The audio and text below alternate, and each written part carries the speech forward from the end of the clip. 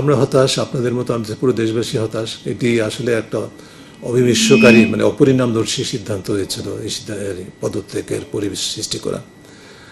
এটা চিন্তা ভাবনা করা উচিত ছিল কৌশলগতভাবে, যেটি হয়নি। যার ফলে যেটা হচ্ছে দুদকের মতো প্রতিষ্ঠান, যেটা অত্যন্ত সময়টা খুবই ক্রুশিয়াল দুদকের জন্য, কারণ যে কাজগুলো শুরু হয়েছিল আমরা কখনো বলিনি যে দুদক ছিল সেটা সম্পূর্ণভাবে কার্যকর, সম্পূর্ণভাবে সাফল্য অর্জন করেছে, এটা কিন্তু কখনো বলিনি। কোনো প্রতিষ্ঠানে সেটা হয়তো সম্ভব হয় না, কিন্তু কাজ কিছু হচ্ছিল। এখন নেতৃত্ব না থাকার কারণে দুদক অকার্যকর হয়েছে, এটা সবাই জানে। বিশেষ করে যে জায়গাটা ঠেকে আছে সেটা হচ্ছে যে দুদকের সিদ্ধান্ত গ্রহণ আইনগতভাবে মূলত কমিশন গ্রহণ করে থাকে। সময়ের সাথে সাথে দেখা দেয় নিত্য নতুন প্রয়োজন, রেডি থাকতে হয় প্রতি মুহূর্ত। তাই এলো ইনোভার, যেন আপনি লাইফে থাকেন রেডি প্রতিদিন। Innova, designed for now.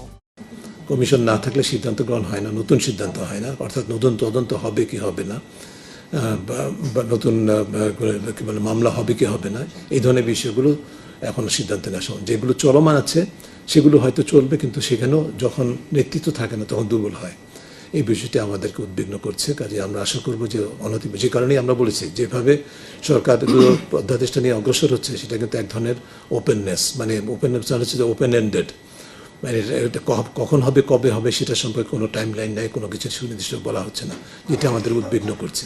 কাজে অনতিবিলম্বে এটাকে সর্বোচ্চ প্রাধান্যের মধ্যে টিক চিহ্ন দিয়ে এটাকে তার উপর ভিত্তি করে অনতিবিলম্বে নতুন অধ্যাদেশটি সংশোধন করে নতুন আইন প্রণয়ন করে তার উপর ভিত্তি করে নতুন কমিশন গঠন করা অপরিহার্য বলে আমরা মনে করি। যে কমিশনগুলো নিয়ে অধ্যাদেশ কেন্দ্রিক অধ্যাদেশ হয়েছে বা সেগুলো আইনের বিষয়টি সেগুলোকে আমরা দিয়েছি। আমরা যদিও অন্য প্রেক্ষিতে আমরা যখন এনার্জি সেক্টর নিয়ে কাজ করি তার প্রেক্ষিতে আমরা বিষয় নিয়ে আপনাদের সাথে কথা বলব।